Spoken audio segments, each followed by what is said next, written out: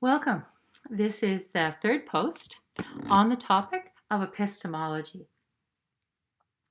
I'm particularly interested in the philosophical pursuit of the nature of knowledge and truth, the study of the ways in which we can determine truth, the valid ways that we can determine truth and build knowledge.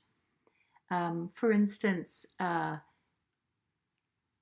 who is it that is able to be involved in the construction of knowledge and the determination of truth? What things can be talked about and not talked about? What means can we call valid as a means of finding truth and coming to truth? I think this is particularly salient in the area of mental health. I did my training in mental health in 1972, 1974. We were just coming out of the asylum era for mental health. And so we were very, very critical about the care that was given in the asylums in the 1920s and up to the 70s even. But I always thought that the people involved in asylums and institutional care of people with mental illness were good people with good intentions. And yet we came to see what they did as inhumane practice. And so I always wanted to keep my eye on how the future might judge my practice in the present. So my practice goes back almost 45 years, so it's getting to be ancient history too. But even today, much of what we practice could be seen as inhuman, not because we're not good people with good intentions, but because our knowledge is very tentative. There's more that we don't know than what we do know. I am a student of Michel Foucault, and one of his main ideas is that power and knowledge are always linked. And Foucault he's famous for his critique of mental illness and knowledge about mental illness. And Foucault's techniques have been used by many psychiatric nurses in analysis of the field of mental health care and mental health knowledge.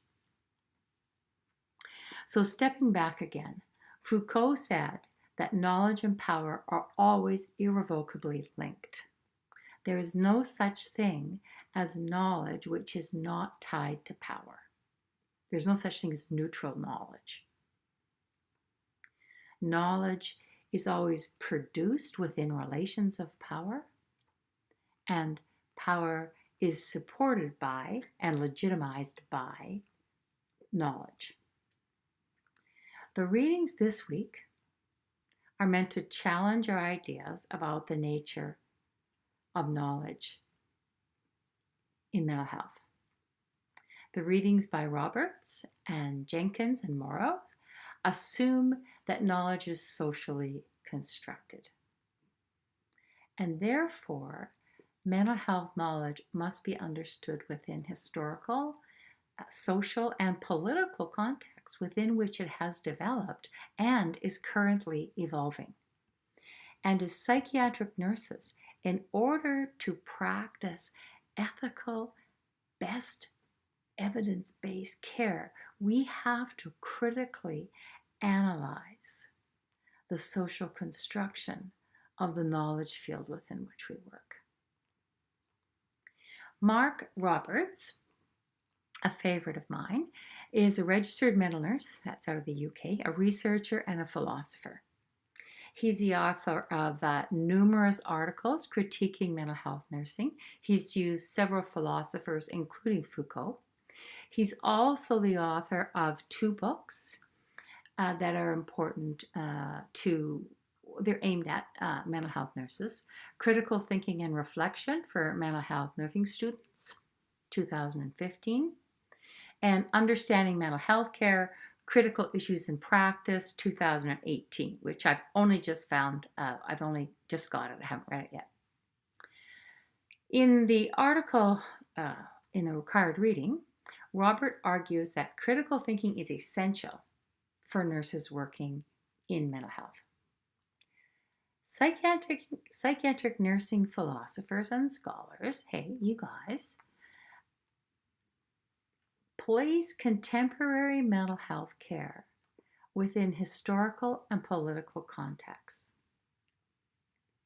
partly at least, in order to challenge taken for granted assumptions. Any assumptions.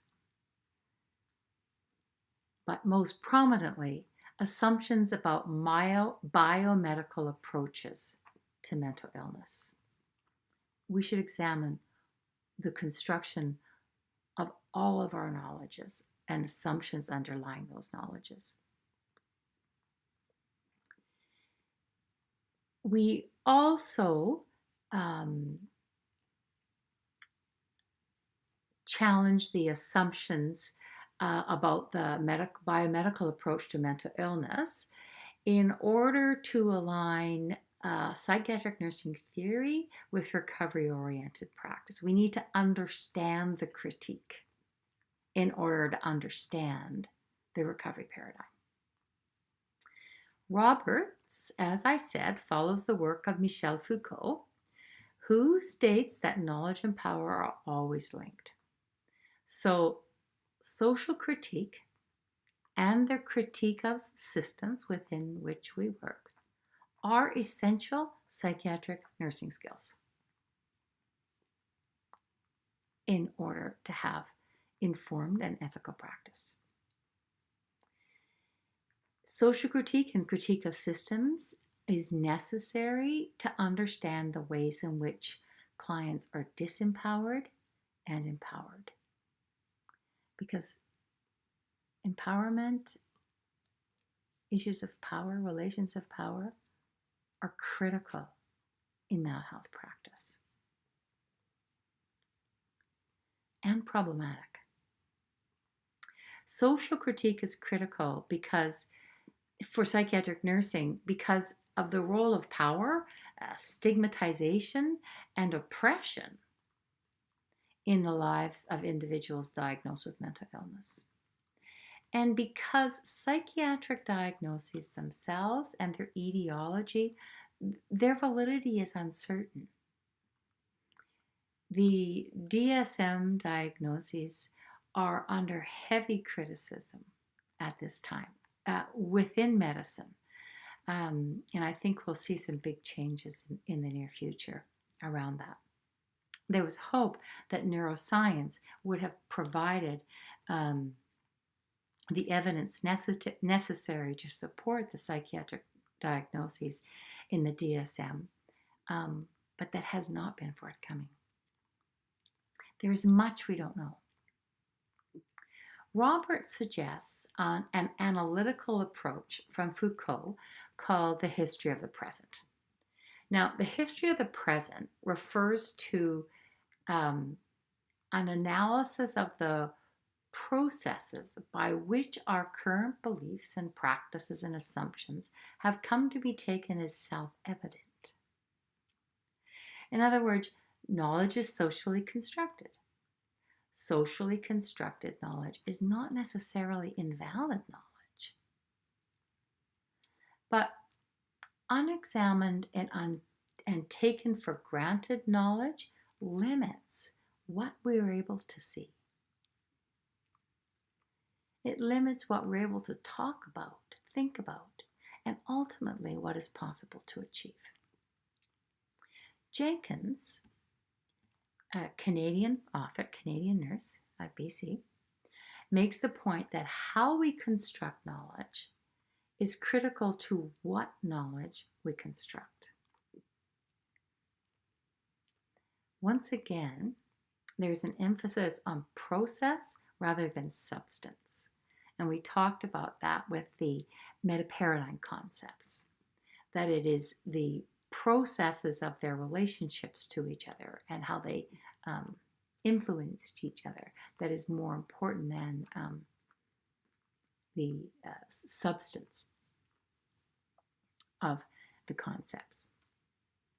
So when we talk about knowledge, it is process again that's more important than substance, because it is within historical, contextual, and Jenkins says political relationships that knowledge is constructed and continues to evolve. As psychiatric nurses, we need to understand how mental illness, emotional distress, psychological distress, whatever words we use, are constructed, and what the consequences of those constructions are to individuals, families, and communities. Psychiatric nursing needs to understand social justice issues affecting mental health care, because this is the reality within which our clients must cope.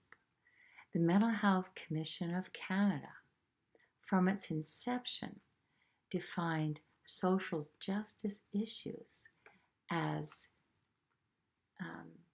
predominant issues for their focus on issues of mental health in Canada. They looked at employment, stigmatization, impoverishment as core mental health issues. So as psychiatric nurses, we need to consider those socially critical questions. So the main points I want to emphasize are: knowledge is socially constructed. That's contestable, but it is certainly a well-accepted view within the social sciences and within the sciences in general at this time. And because it's socially constructed, issues of social justice and power are linked to issues of knowledge. The other point is that the recovery paradigm, which is predominant paradigm right now, is in large, well, I shouldn't say it's predominant, it's a contesting paradigm. It's one which governments, the Canadian government, Manitoba government, governments across the world are putting forward as the leading edge knowledge in mental health, the recovery paradigm.